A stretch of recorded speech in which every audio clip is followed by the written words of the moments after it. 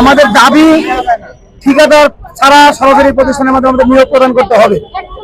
সরকারের বিভিন্ন প্রতিষ্ঠান বিভিন্ন মন্ত্রণালয় বারবার আমাদেরকে আশ্বস্ত করেছেন, বারবার কথা দিয়েছেন, কিন্তু এখন পর্যন্ত আমরা দৃশ্যমান কোনো পদক্ষেপ গ্রহণ করতে দেখি নাই।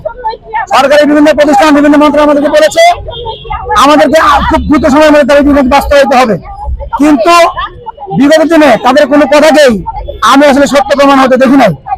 আমরা আজকে দাঁড়িয়েছি, আমরা মনে করি যে সরকার যদি আমাদের দাবিটি দ্রুত সময়ে বাস্তবায়ন না করেন তাহলে আমরা আমাদের আন্দোলন কর্মসূচি আমরা অব্যাহত রাখবো।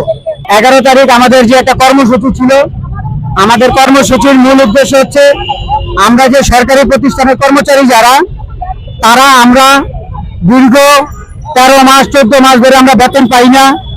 আমাদের বিভিন্ন সময় এই টেন্ডার জটিলতার কারণে এবং ঠিকাদার পরিবর্তন হওয়ার কারণে আমাদের অনেক কর্মচারীদের বিনা নোটিশে এবং বিনা কারণে তাদেরকে চাকরিচ্যুত করা হয়। আমরা এরই প্রতিবাদে আমরা একটা শাহবাগের কর্মসূচি ঘোষণা করি। সেই কর্মসূচির ঘোষণার দাবি ছিল যে এই দাস নামক বাংলাদেশের যে স্বাধীনতার 54 বছর পরে এই স্বাধীন দেশে কোনো ধরনের দাস প্রথা থাকতে পারে না। এই দেশে কোনো মানব বেচাকেনা চলবে না।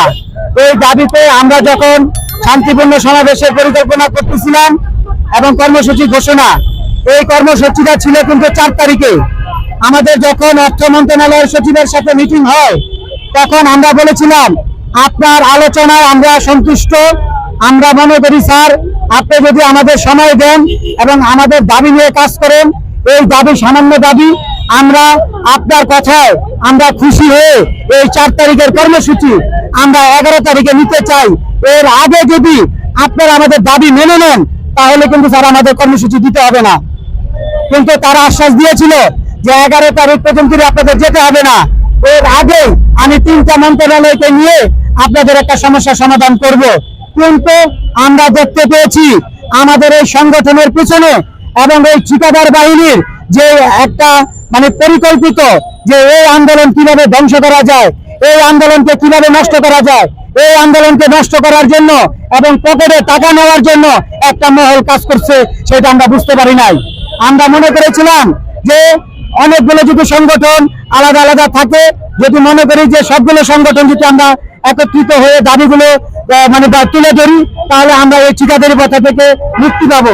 কিন্তু বাস্তবে আমরা কি দেখতে পাইছি, যে বাস্তবে দেখতে পাইছি যে এইটা একটা ষড়যন্ত্র ছিল।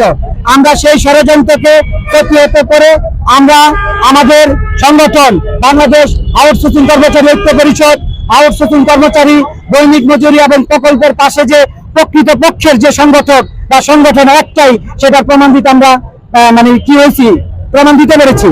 আর হচ্ছে আমরা প্রশাসনকে এবং সবাইকে বলেছি স্যার যে আমাদের যতই জেল জুলুম এবং যতই ভয় দেখান আমরা কোনো ভয় পাবো না, কারণ আমাদের যৌক্তিক দাবি।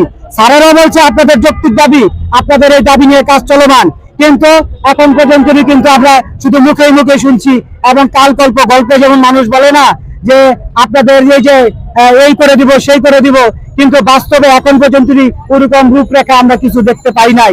আমাদের বলেছিল যে আমরা একটা কমিশন গঠন করেছি, সেই কমিশন আপনাদের নিয়ে মিটিং করবে, সেই মিটিংও হয় নাই। তাই বাধ্য হয়েই কিন্তু আমরা ওই কর্মসূচি 11 তারিখে ঘোষণা করি, কিন্তু সেই কর্মসূচিকে বাধাগ্রস্ত করে আমাদের কর্মচারী ভাইদের বিনা কারণে বিনা দোষে তাদেরকে লাঠিচার্জ করছে।